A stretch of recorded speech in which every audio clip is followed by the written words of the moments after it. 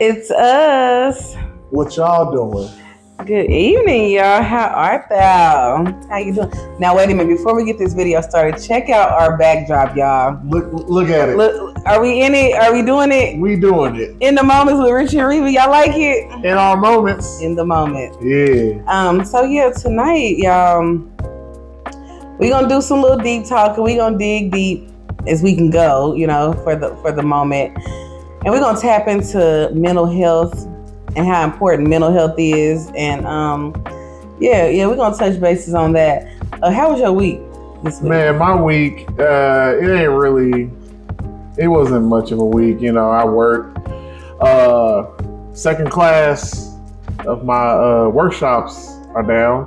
Two more to go. And then I'll be in my CDL classes. So other than that, pretty normal basic week. Oh, they had what's it called?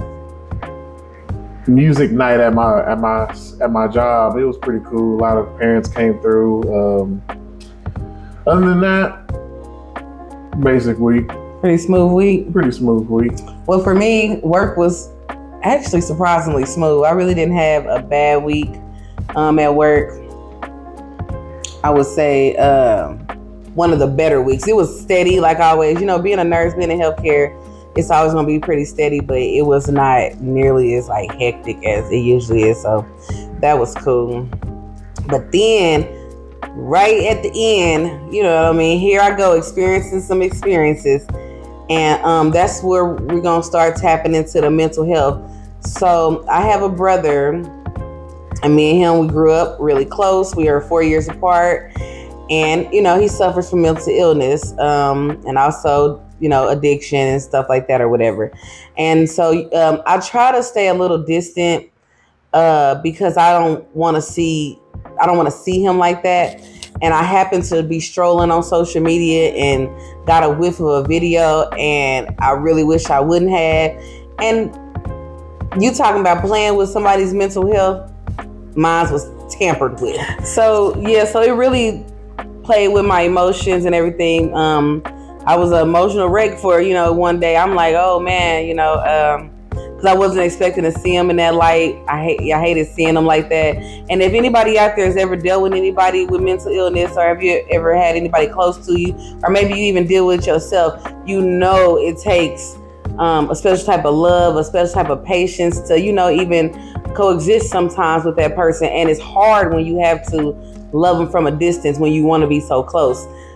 So, Rich, what is mental health to you? Mental health is, first of all, it's the most important kind of health, outside of physical health. But here's the thing, though. If you work on your physical health, it does help your mental health. I think mental health is pretty much the brain, just as much as your heart or any other muscle in your body. You have to work out your brain. And in this society, in this life, we deal with things such as depression, anxiety, whatever the case may be. And we have to figure out how to mitigate those things because, by yourself, get some therapy or whatever. But in a relationship, if you don't handle those mental issues that you have, it will trickle down into your relationship. It trust me, it will affect you in ways that you never thought it could. Yeah. So be attentive of don't be attentive of just your relationship, but be more attentive of yourself, because you are your worst enemy and you can destroy your relationship literally just by existing. So work on your health, work on your mental health, go get some therapy, exercise, figure out other ways, find other coping mechanisms, stuff like that. So that's what mental health is to me. For sure. And like I want to piggyback off what you said when you said it's like the brain. Like it's the brain, it's the body, it's the foundation. You know what I mean? Because if your head is not in the game, that's in anything you do. If you go to work and your head ain't in it, you're going to do a poor job. If you're an athlete and your head not in it, you probably ain't going to score no points. You know what I'm saying? You're not going to perform at your best. And that's the same way in a relationship. If your head and your mental, you're not going to perform the way you need to perform. You're not going to give what you need to give. So it is important to coexist with your partner, but you want to be okay with yourself first. So yeah, I like the way you the way you said that. Also, you want to pay attention to your partner's mental health. Sometimes people don't know how to express what they may be going through, and sometimes people really don't know how to express themselves. So you got to give grace in that area and really pay attention to your partner. Like, for example, with me and Rich, I feel like Rich is more vocal. You know what I mean? Yep, I will say how I feel in the moment, or sometimes I'll marinate on it a little bit, to get my words together. But I know for Riva, she gets actually very quiet. Right. And I know in the past, in my past relationships, if a person was going through something, I would usually press the issue and try to, I guess, in a way, coerce them to say how they feel. And I guess in a way, I wasn't making it a safe space for them to just open up on their own. So I have learned, to allow someone to, I guess, give themselves the space to share how they feel. So, like, for instance, yesterday, we didn't really talk much yesterday. We talked for a bit, but we didn't talk much. But I wasn't going to make her talk to me, Of course, I wanted to talk to her. I wanted to make sure she was okay, and I knew she was okay, but she has to know she's okay at the end of the day. It has to start with her. And then, like I told her I was there for her. I let her know I'm here. If she ever needs to talk, even if it's about anything else, I'm here. But I'm not going to force her to say how she feels about something. And, one thing I don't like doing is projecting. And I think that that's where my shutdown comes in, because I'm feeling a certain type of way. I don't want to project those feelings onto somebody who has nothing to do with why I'm feeling the way I'm feeling, and so I'll tend to go into my shell and try to really figure out, my emotions and how I'm feeling and everything like that. Like, now don't get me wrong, I did reach out, like I will respond like, hey, I'm cool, everything's cool, but I was really going through a mental thing. And sometimes you have to meet your partner where they are. A lot of people try to love like they're used to loving, but you gotta sometimes tap into how your partner loves and how your partner wants to be loved. You know what I mean? Just so it'll cut out all the unnecessary BS, if that makes sense. You know what I mean? So yeah. I think that's why it worked so well, and it was something that we needed to experience, because he needed to see me in that element. You know what I mean? So we can learn how to deal with each other. You know what I'm saying? And like I said, and coexist. But the main factor for me, I think, is that self-healing, that self-love, that time with yourself, and really, figuring out you so you can, be the best version of yourself for your partner. That's all you got to do. But no, sometimes the first thing you got to start with is self-care. You have to start with you first. Yeah, you can come into a relationship and you may think you have it all together, but you really don't. And starting with self-care, is the best thing for you, which is, getting into a hobby, reading some books, go like exercise, getting rid of bad habits, creating better habits. Because if you come into a relationship with all these bad habits and horrible whatevers, not having your mental health together, you really gonna stress your partner out. Stress them. And I don't think whoever you with, I don't think you really want to do that. And you know what I feel like a lot of our people and people try to avoid is therapy. I don't know why people are so against therapy, but go to therapy. Like, it's nothing wrong with therapy. Like, therapy is needed. Like, and I'm not talking about talking to cousin Poo Poo and cousin Shay Shay about what Tyrone done. I'm talking about go to somebody that don't know you from a can of paint, that don't got they don't got no type of feelings or anything with you. They come in clear-minded and ready to hear what you got to say, where you can just, it's like there's no judgment because they don't know you. You see what I'm saying? So you can really unleash like everything that you be holding on to, that childhood trauma that people don't like to touch. Like it goes so deep. Like, go to therapy. Please go to therapy. Not even for no partner. Do it for you. If you go, you're not crazy. Nah. I know that's what the reason being is. Yeah. You know, you get therapy, you're crazy. No, you're not. If anything, therapy is the best step for you. You know, it allows you a free and open space for you to get all those demons out. And you know, some people, like I ain't gonna say some people, a lot of us have to unlearn so many behaviors that we was raised with, that we might have been taught with. And not to say our parents did a horrible job or whatever, but some generations, they teach stuff that, you know, we have to unlearn. Like that's not good. Like if y'all think about it, back in the day, y'all remember when the parents used to say, what happens in this house, stay in this house. That's really not a good method. Very bad. That's how we ended up with all this childhood trauma and not being able to express ourselves properly and having to hold everything in, because we was taught that whatever you go through at home, you go through at home, and then stay at home and don't tell nobody about it.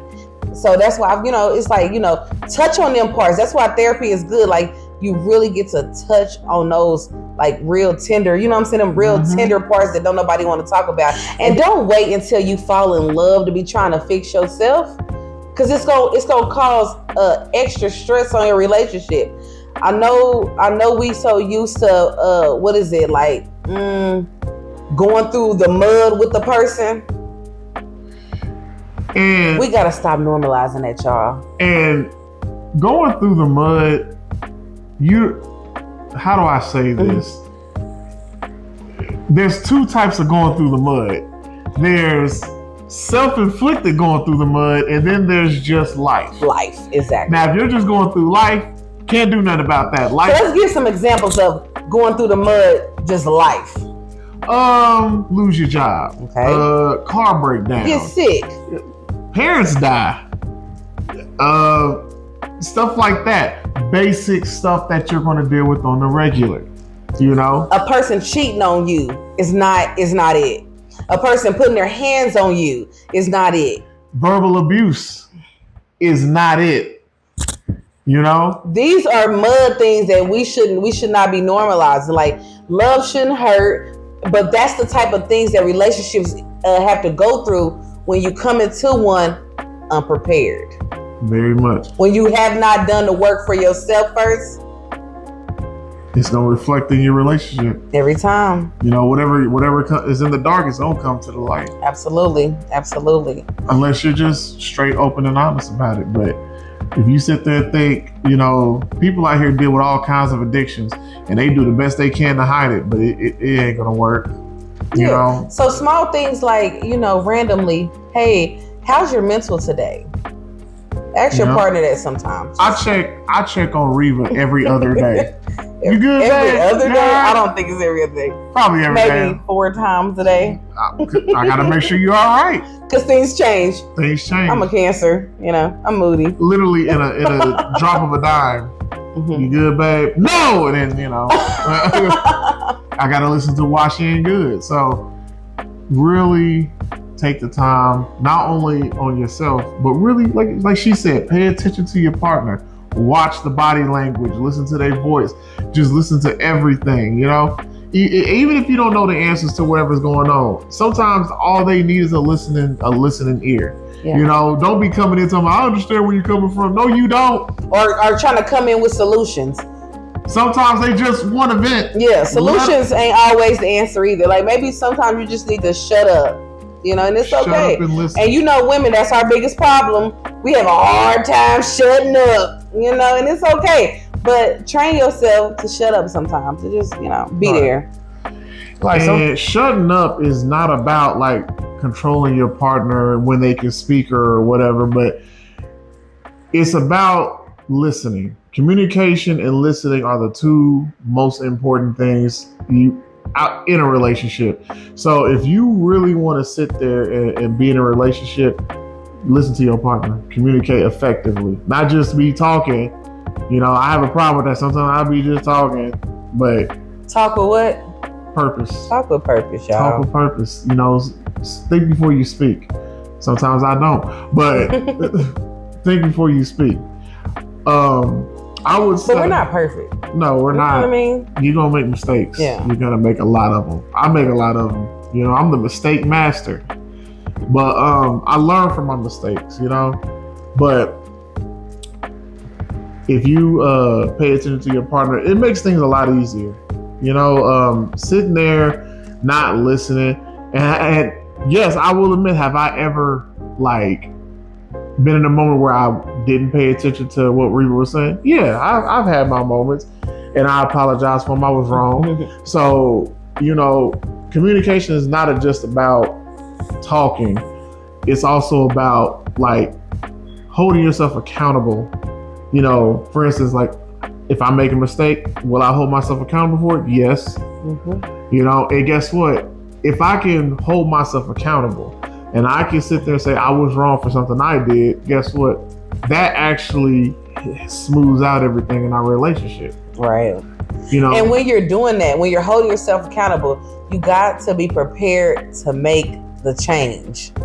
You can't say, yeah, baby, I was wrong, and then keep doing the same stuff over and over again. Like, you got to be like, okay, I was wrong. I'm not going to let that happen again. We're going to do something differently this time and actually, you know, put the forth to make the change. Because if you just keep saying, I'm sorry, you're beating a dead horse. You see what I'm saying? Mm-hmm. You don't want to do that. Be ready. That's the whole thing about being in a relationship. A real relationship forces you to change. It does. It forces you to do stuff and tap into places that you ain't used to tapping into. Because when you single, the only person that you got to try to make happy is yourself, right? But when you with somebody, you gotta feed their ego, or you gotta feed their emotions too, and vice versa. I'm not just saying it's him doing me; it's vice versa with it. And that's how it is in order to sustain a relationship. Like, you have to be willing to make the change, make adjustments, sacrifice things. And that's a lot of the reason why stuff don't be lasting, because people don't be wanting to have to make those type of sacrifices, because we get so comfortable with being who we are and how we are, you know? And speaking of comfortable, if your relationship doesn't make you uncomfortable, then there's not going to be no growth. Look, I'll give you a small example. For people out there that have children, we got 3 kids together: a 6-year-old, a 7-year-old, and a 2-year-old. Yeah. And one thing that they're going to do is they're going to grow. Yeah. And everybody with kids know kids go through growth spurts, and it's a little bit uncomfortable. You know, they get tired. They're more tired. They're hungry all the time. Relationships go through that, but you have to allow it to go through that. Yeah. So if you're in a relationship and you're growing, trust and believe you're in the right relationship. You know, you're going to get uncomfortable, growing pains, you know, you're learning each other, you know. Have y'all ever been with somebody, and comment below, have y'all ever been in a relationship, right? And it was the same throughout the whole relationship? Like, nobody never did nothing. Like, nobody never grew. Nobody never changed. Like, y'all worked at the same job. Y'all did the same thing. It was the same old thing all the time. Is that really the person for you? Like, what drew me to him is like, he challenged me outside of my norm. And I feel like I challenged him outside of his norm. I'm testing stuff that you ain't used to being tested clearly. You know what I mean? Mm-hmm. And those are the type of people you want in your life. You want those type of people that's going to challenge you to be a better you, to be a better version of you. You want that. It's not going to look good all the time. It's going to actually get a little ugly. You know what I mean? Very. Mm-hmm. And get ready for that. Yeah. You know? See, if you are in love and you in a relationship, don't think things are going to go good all the time. Mm-mm. You better be ready for those ugly seasons. Mm-hmm. Have we had some ugly seasons? Yeah. But that's not disgusting, but don't let the ugly seasons dictate your relationship. You know, you go through them, get past them, move on with your life. But learn from them. Don't sit there and be like, don't be that couple. Like she said, don't go on social media talking about we made it through the mud. No. Nobody really wants to hear that. It's not a flex. Right.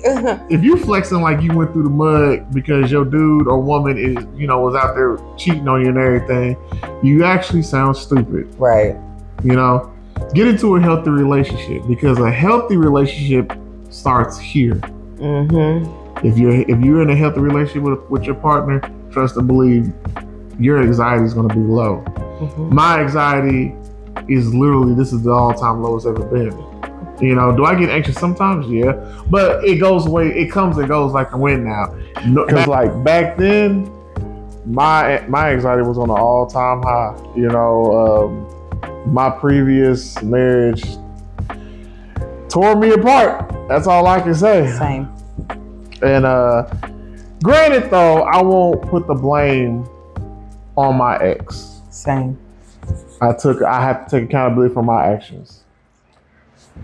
So, babe, what are some tips on how two people can work on mental health together? There's one that I feel like trumps all of them, and this is just me. Praying with your partner. I know everybody's not religious, because I'm not a religious person. Spiritual, yes. Prayer, it works for me. I don't know what it does for other people, but it works for me. And I feel like if you don't have some type of relationship with a higher power, most high, whatever y'all subscribe to within your relationship, because we can't do it alone. No. I pray for this man all the time. I literally pray for this man all the time. So that's one thing that I think: prayer, communication, spending time with each other, continue to date, listening, learning your partner, things like that. There is one other thing. Mm-hmm. There's one other thing. Now, how do I... Sex. Type shit. Sex is a good stress reliever. It gives you the endorphins that you actually need. You know, that also ties into those addictions and all that. See, if you are addicted to something, you can't give your partner the proper physical love that they truly deserve. And it's not just a wham, bam, thank you, ma'am. You really got to learn your partner in that area too.